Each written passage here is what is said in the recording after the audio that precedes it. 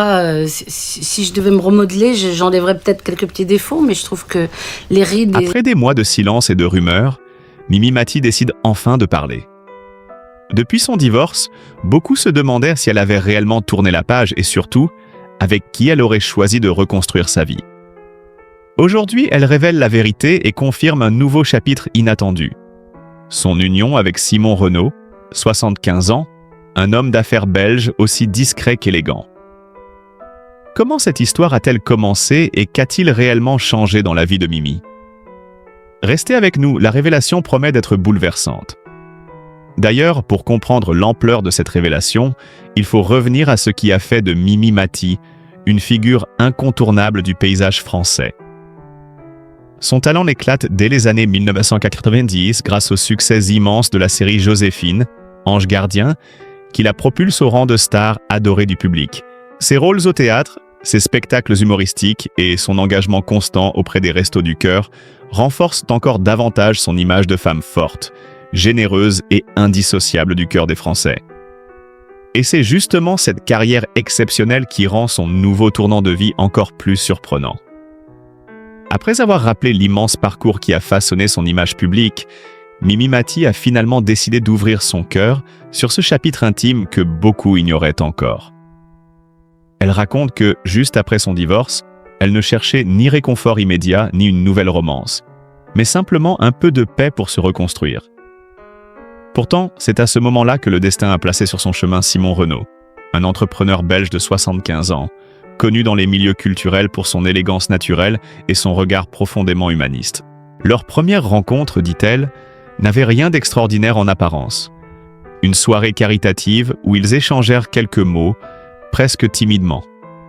Et pourtant, ce fut là que quelque chose se produisit, quelque chose de simple et de bouleversant.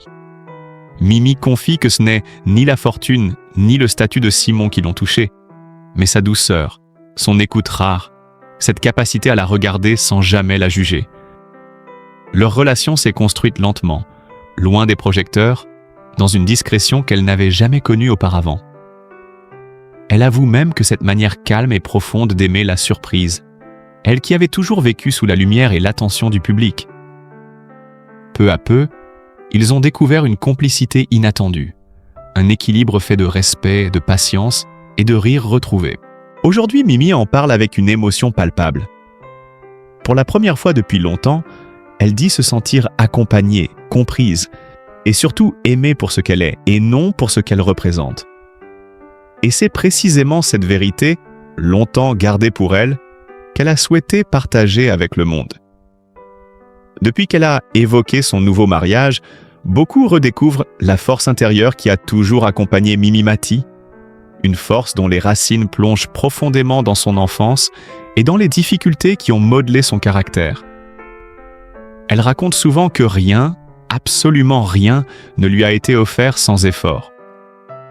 Née à Lyon dans une famille aimante mais modeste, elle a grandi consciente de sa différence physique, confrontée très tôt aux regards insistants, aux remarques blessantes et aux limites que le monde extérieur semblait vouloir lui imposer. Pourtant, au lieu de se laisser enfermer dans ce que les autres décidaient pour elle, elle a développé une détermination farouche, un humour tranchant et une énergie presque lumineuse pour avancer malgré tout. À l'école, elle devait souvent prouver 2 fois plus que les autres qu'elle avait sa place, non seulement à cause de sa petite taille, mais aussi parce qu'elle rêvait de choses que beaucoup jugeaient impossibles pour elle. Son rêve d'être actrice, en particulier, a été accueilli avec scepticisme, parfois même avec condescendance. Certains professeurs lui suggérèrent des métiers plus raisonnables, d'autres la mettaient en garde contre les déceptions du milieu artistique.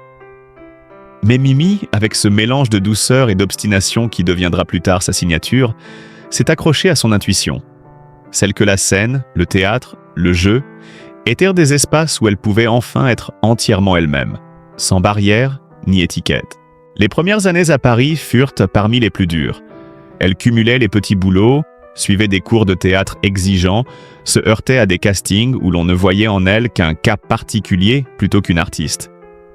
Mais au lieu de se décourager, elle transformait chaque rejet en apprentissage, chaque obstacle en ressort. Son humour déjà vif devint son bouclier. Sa sensibilité, souvent mal comprise, devint son moteur. Peu à peu, elle apprit à contourner ce que le monde refusait de lui donner, à créer elle-même ce qu'elle voulait incarner. Cette persévérance silencieuse, forgée dans la solitude des débuts, allait devenir l'un des piliers de sa personnalité. Aujourd'hui encore, lorsqu'elle parle de cette période, elle n'en fait pas un récit triste, mais un témoignage de résilience. C'est précisément cette jeunesse semée de défis qui lui a permis de devenir la femme audacieuse, empathique et lumineuse que le public admire tant. Et c'est aussi ce passé, parfois lourd, Nung, Jai, Sukman, qui a préparé Mimi à accueillir l'amour mature et apaisant qu'elle vit aujourd'hui avec Simon Renaud. Après avoir traversé une jeunesse marquée par les défis et la construction lente de sa confiance, Mimi Mati a développé une manière bien à elle d'habiter sa vie personnelle, faite de simplicité, de loyauté et d'un profond besoin d'authenticité. Loin des paillettes permanentes que le public imagine parfois, sa vie privée a toujours été un espace précieux, presque sacré, où elle pouvait enfin déposer le poids de la notoriété et redevenir simplement Mimi. Une femme sensible, attentive, qui aime rire fort et entourer les siens d'une bienveillance infinie. Dans son quotidien, elle privilégie les amitiés anciennes, celles tissées bien avant la célébrité, qui l'accompagnent depuis les années de théâtre et lui rappellent d'où elle vient. Les repas conviviaux autour d'une table bien garnie, les soirées à écouter de la musique, les escapades discrètes dans le sud de la France sont autant de moments qui nourrissent son équilibre intérieur. Elle avoue souvent qu'elle a dû apprendre, au fil du temps, à protéger cette intimité pour ne pas se perdre dans les exigences du métier. Son entourage proche décrit une femme fidèle, généreuse, toujours prête à tendre la main, mais aussi capable de fermeté lorsqu'il s'agit de défendre ses limites. Mimi a également construit sa vie personnelle autour d'un engagement profond envers les autres, notamment à travers les Restos du Cœur, où elle voit non seulement une mission artistique, mais un prolongement naturel de sa personnalité empathique. Chaque rencontre, chaque conversation avec des bénévoles ou des familles dans le besoin l'a façonné un peu plus, lui rappelant qu'au-delà de son statut d'artiste, elle reste une femme parmi les autres, touchée par les mêmes peurs, les mêmes espoirs. Ses relations amoureuses, elles aussi, ont été guidées par cette quête d'authenticité. Avant de rencontrer Simon Renaud, elle parlait sans détour des difficultés d'aimer sous le regard constant du public, de préserver ce qui devrait rester intime, de choisir l'honnêteté plutôt que la perfection apparente. Elle confiait que l'amour, pour durer, devait être un refuge et non une vitrine. Et c'est précisément dans cet état d'esprit qu'elle a accueilli les nouvelles chances que la vie lui a offertes. Aujourd'hui encore, malgré les changements, les épreuves et les renaissances, sa vie personnelle demeure un territoire d'équilibre fragile mais lumineux, construit sur la sincérité, le courage et une capacité rare à ouvrir son cœur sans se renier. C'est cette même force intérieure, née des tempêtes de sa jeunesse, qui continue de guider chaque choix intime de Mimi Mati et de donner à son histoire un relief profondément humain. Alors que sa vie personnelle semblait avancer dans une sérénité enfin retrouvée, il serait impossible de comprendre le parcours de Mimi Mati sans évoquer les polémiques médiatiques qui ont parfois secoué sa carrière. Car même si elle n'a jamais été impliquée dans un scandale au sens sensationnaliste du terme, elle a souvent été la cible de débats disproportionnés, alimentés par les réseaux sociaux et par cette hyper-médiatisation qui transforme la moindre parole en tempête. L'un des épisodes les plus marquants remonte à une interview où une réflexion banale sur les difficultés du métier fut sortie de son contexte. En quelques heures, certains titres de presse s'emparèrent de ses propos, les déformant pour en faire une déclaration prétendument arrogante. Cette amplification brutale provoqua une vague de critiques injustes, remettant en question sa popularité et même sa sensibilité, alors qu'elle n'avait exprimé qu'une vérité simple. La pression d'une carrière publique peut parfois peser lourd. Mimi, touchée mais déterminée, choisit alors de répondre avec la transparence qui la caractérise. Elle expliqua calmement, dans une autre émission, le sens réel de ses paroles, rappelant qu'elle avait toujours respecté profondément le public et qu'elle n'avait jamais cherché à blesser qui que ce soit. Cette mise au point apaisa les tensions, mais laissa une trace dans son cœur. La prise de conscience que, dans l'ère numérique, la moindre nuance pouvait disparaître sous le bruit des interprétations. Un autre moment difficile fut la critique visant son rôle dans Joséphine, Ange gardien. Certains commentateurs estimaient que la série était trop légère, trop optimiste, comme si la joie, l'empathie et l'espoir étaient après devenus des défauts. Ces attaques, parfois virulentes, l'avaient profondément contrariée, non pour elle-même, mais pour les familles qui trouvèrent du réconfort dans la série. Mimi choisit de tenir bon, convaincue que faire du bien n'était jamais un tort. Au fil du temps, elle a appris à accepter que la critique fasse partie du jeu, mais jamais à laisser ses tempêtes déterminer sa valeur. Ce qu'elle retient de ces épisodes est simple et puissant. Les scandales ne sont pas toujours faits d'actes graves. Ils peuvent naître d'un malentendu, d'un mot mal relayé, d'un jugement hâtif. Et au final, ce qui compte, c'est la manière dont on se relève. Pour Mimi, ces controverses n'ont pas été des chutes, non des occasions de réaffirmer qui elle est vraiment. Une femme droite, sincère et profondément humaine. Après ces épisodes médiatiques éprouvants, la question de son mariage est revenue au centre de toutes les conversations, alimentant autant les curiosités que les spéculations. C'est pour cela que Mimi Mati a voulu, un jour, poser les choses clairement et révéler la vérité. Non pas celle que les réseaux inventent, non celle qu'elle vit réellement depuis qu'elle a rencontré Simon Renaud. Elle explique que leur union n'a rien d'un conte de fées éclatant destiné à faire rêver le public, mais qu'elle repose au contraire sur quelque chose de beaucoup plus rare. La tranquillité, la maturité et cette tendresse discrète qui ne cherche pas à se montrer. Elle raconte que, bien avant de parler de mariage, ils ont d'abord construit un lien solide, fait de longues conversations, de silences partagés, d'un respect profond de leurs différences et de leurs histoires respectives. À 75 ans, Simon n'attendait plus les grandes passions tumultueuses, mais un amour posé, sincère, capable d'accompagner sans étouffer. Et c'est exactement ce que Mimi recherchait, elle aussi, après des années passées sous le regard du public. La vérité, dit-elle, c'est que leur mariage n'a pas été une décision impulsive, ni une tentative de tourner une page trop vite, un hung, l'aboutissement naturel d'une relation où chacun a trouvé un espace pour respirer et se reconstruire. Elle admet que certains proches furent vraiment surpris. Un homme belge, discret, peu habitué aux caméras, si loin du milieu artistique. Mais c'est précisément cette simplicité qui l'a convaincue qu'elle pouvait aimer autrement, avec moins d'attentes et davantage de sérénité. Elle confie aussi que les premières semaines après leur union furent marquées par un mélange étrange de joie intime et de pression extérieure, car les médias, habitués à tout décortiquer, voulaient absolument donner une interprétation spectaculaire à ce mariage. Certains y voyaient un rebond, d'autres une revanche sur la vie. Mimi sourit en évoquant ces étiquettes. Pour elle, la vérité est beaucoup plus humble. Elle s'est mariée parce qu'elle avait trouvé quelqu'un qui ne cherchait ni à la changer, ni à profiter de sa notoriété, quelqu'un qui savait écouter, soutenir et respecter ses zones fragiles. Aujourd'hui, elle parle de son mariage avec une douceur tranquille, presque chuchotée, comme si elle protégeait ce bonheur simple de l'agitation du monde. Elle insiste. La véritable valeur d'une union ne se mesure pas à l'apparence, aux photos ou aux commentaires, nhung à la paix que l'on ressent en rentrant chez soi. Et cette paix, elle l'a trouvée auprès de Simon, dans une relation qu'elle décrit comme la plus apaisante et la plus sincère de sa vie. Après avoir éclairci la réalité de son mariage, Mimi Mati a également souhaité lever le voile sur un autre sujet souvent entouré d'interrogations. Sa famille, celle qu'elle a construite avec patience, pudeur et une immense tendresse. Car derrière la femme publique se cache une histoire familiale bien plus riche et complexe qu'on ne l'imagine. Elle explique que ces liens familiaux n'ont jamais été faits de grandes effusions ou de traditions spectaculaires, non d'un tissage délicat de confiance, de fidélité et de soutien discret. Avec ses parents, aujourd'hui disparus, elle a toujours entretenu une relation empreinte de respect et d'amour profond. Eux qui furent les premiers à croire en sa force, malgré les obstacles de son enfance. Ses sœurs, quant à elles, demeurent des piliers essentiels.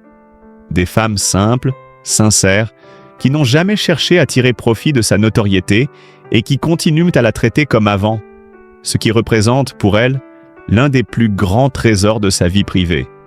La vérité, confie Mimi, c'est que sa famille l'a toujours protégée d'un monde où tout peut être amplifié, mal compris ou déformé. Leur présence discrète, leur humour, leur capacité à ramener chaque situation à l'essentiel ont souvent été son refuge dans les périodes plus sombres. Lorsqu'elle s'est mariée avec Simon Renaud, cette famille-là, soudée et bienveillante, a accueilli la nouvelle non pas avec stupéfaction ou jugement, un Asnung avec curiosité douce et respect. Ils ont appris à connaître Simon à leur rythme, découvrant en lui un homme posé, attentif, qui comprenait l'importance de ces liens qui avaient forgé Mimi depuis toujours. La vérité familiale qu'elle révèle aujourd'hui n'est pas celle d'un clan parfait, dépourvu de tensions ou de blessures. Comme partout, il y a eu des moments de distance, des incompréhensions, des chemins qui s'écartent avant de se retrouver. Mais ce qui fait la singularité de sa famille, c'est cette capacité rare à se rejoindre toujours là où l'amour n'a pas été abîmé. Elle ajoute qu'avec les années et l'expérience, elle a appris à élargir sa définition de la famille. Elle inclut désormais les amis de longue date, ses collègues de scène devenus complices, et même certains bénévoles des Restos du Cœur avec qui elle a vécu tant d'instants forts. Aujourd'hui, lorsqu'elle parle de sa famille, ses mots sont empreints d'une gratitude sereine. Elle ne cherche ni à embellir ni à dramatiser. Elle raconte simplement la vérité d'un cocon qui l'a porté, relevé et accompagné, même lorsque la vie publique devenait trop lourde. Et c'est au cœur de ce cercle affectif, humble mais solide, que Mimi a trouvé la force d'aimer à nouveau, de se réinventer et de construire la vie paisible qu'elle mène désormais avec Simon.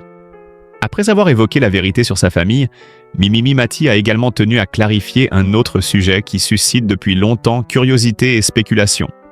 Son patrimoine, souvent fantasmé, parfois exagéré, rarement compris dans sa réalité. Elle rappelle d'abord que, contrairement à ce que certains imaginent, sa réussite financière n'est pas le fruit d'un destin tout tracé. Nhung d'années de travail intensif, de tournées épuisantes et d'un engagement constant dans ses projets artistiques. Le succès immense de Joséphine, ange gardien, lui a certes apporté une stabilité confortable, mais pas cette fortune extravagante que certains médias aiment lui attribuer. Mimi explique que son patrimoine s'est construit avec prudence, à son rythme, loin des investissements spectaculaires ou des dépenses ostentatoires. Elle a toujours privilégié la sécurité plutôt que le luxe.